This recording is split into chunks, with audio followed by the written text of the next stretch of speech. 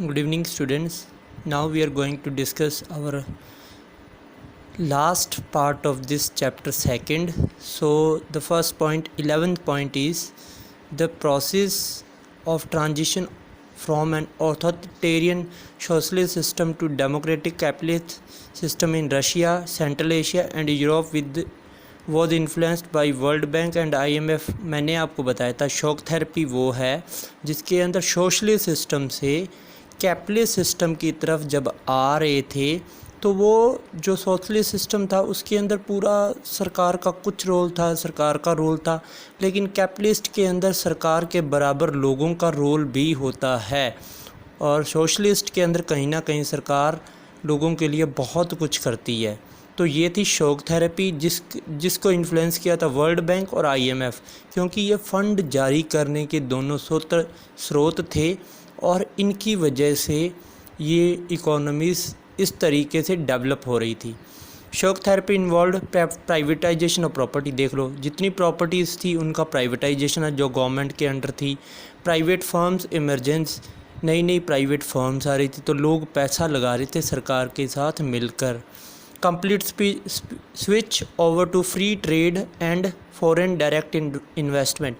लोग सरकारों ने एक दूसरी सरकार के साथ FTA फ्री ट्रेड एग्रीमेंट और फॉरेन डायरेक्ट इन्वेस्टमेंट, दूसरे देश का अपने देश में इन्वेस्ट करना पैसा, FDI, जिस पर बड़ा ध्यान दिया जा रहा था। फाइनेंशियलिंग ओपनिंग अप, फाइनेंशियल ईयर आ रहे थे कि इस साल हम क्या क्या करने वाले हैं, किस तरीके से पैसे की यूज़ होगी। Currency convertibility as well as breakup of existing trade alliance among the countries of Soviet bloc. अब जो पहले ट्रेड एग्रीमेंट था सोवियत ब्लॉक के साथ, जितने भी ट्रेड एग्रीमेंट सारे धीरे धीरे टूट रहे थे क्योंकि कहीं ना कहीं वो सोशलिस्ट सिस्टम पर बिलीव कर रहे थे और उस तरीके से सिस्टम नहीं चल पा रहा था, तो वो सारे एंड हो रहे थे जितने भी ट्रेड एग्रीमेंट्स थे। So to maintain relation directly with west के साथ रिलेशन करने के लिए, जिसमें US आता है, यूरोप आता है, तो उनके साथ रिलेशन करने के लिए इन्हें सोवियत ब्लॉक के साथ अपने ट्रेड रिलेशन तोड़ने पड़ रहे थे उन देशों को जो उन पर बड़े निर्भर थे या जो कैपिटलिस्ट इकोनॉमी की तरफ जा रहे थे। Shock therapy resulted in a largest garage sale in history. अब लार्जेस्ट गैराज सेल हुई थी USSR की हिस्ट्री में, जिसके अंदर उनकी जो कंपनीज़ थी, जो उनके एसेट्स थे, वो थ्रो अवे प्राइजेस पर बेचे गए थे। मतलब जितना भी मूल्य मिल रहा है बस ले लो, बस जितना पैसा मिल रहा है ले लो, नहीं तो आगे चलकर वो बिकेंगे भी नहीं। Declined value of Russian currency, rouble,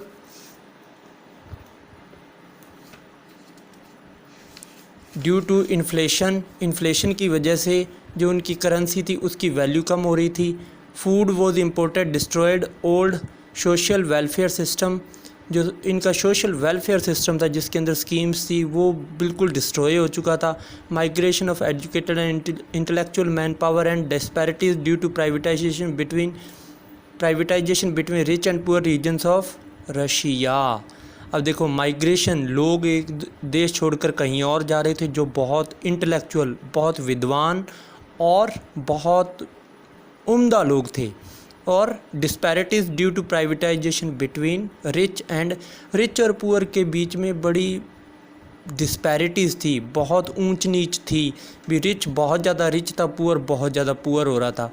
The constitution of newly democratic institution was drafted in a hurry where strong executive appointed themselves as president due to weak parliament and lack of independent judiciary as in Russia, Turkmenistan and Uzbekistan। अब जो नया democratic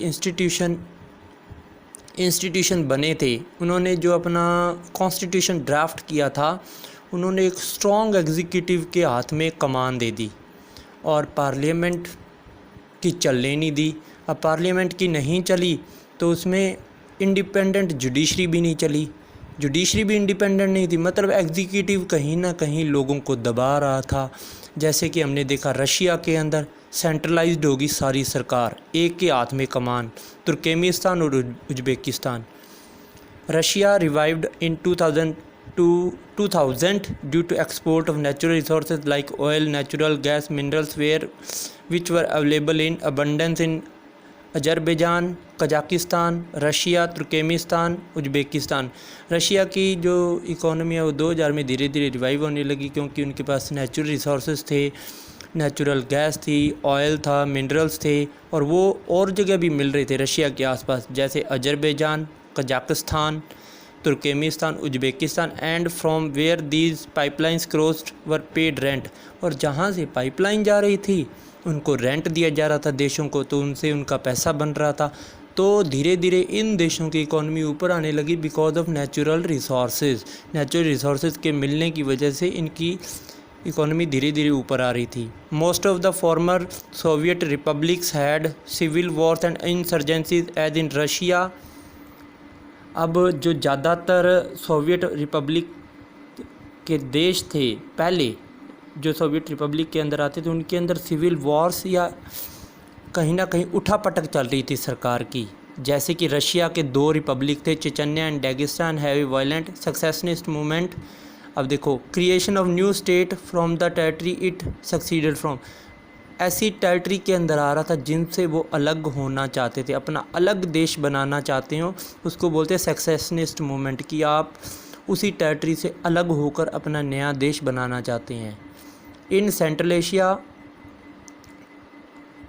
Asia में भी थे secessionist movement. Civil wars took place in Azerbaijan and Georgia, Azerbaijan में भी civil Wars हुए, अंदर ही अंदर लोग एक दूसरे से लड़ रहे थे कैपेसिटेट करने के लिए, अपनी टेरिटरी को एक्वायर करने के लिए ज़्यादा से ज़्यादा, ठीक है। और फिर Czechoslovakia was also split into two even countries and provinces like Ukraine, Kyrgyzstan and Georgia are fighting on river water। ये तीनों देश यूक्रेन, किर्गिस्तान और जॉर्जिया नहर के पानियों के लिए लड़ रहे थे, पानी के लिए लड़ रहे थे, मतलब जो उनके अंदर आ रहा था उस पानी के लिए वो लड़ रहे थे कि ये पानी हमारा, ये उनका है।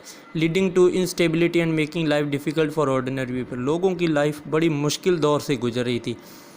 The Central Asian were rich in hydrocarbons resources for economic benefit, as oil companies and outside powers had to compete to exploit these natural resources।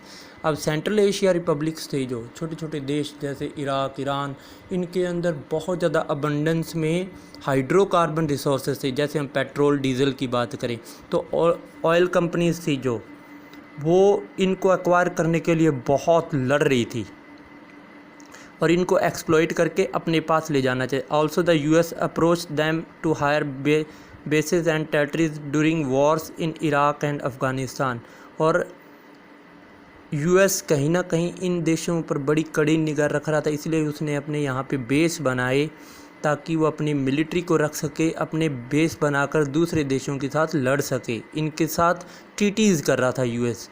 Russia and India share vision of multipolar world order, collective security, greater religionism मतलब एक religion के तौर पर वो हर religion की, Indian religion की बड़ी ढंग से पूजा करते हैं, उनको मानते हैं।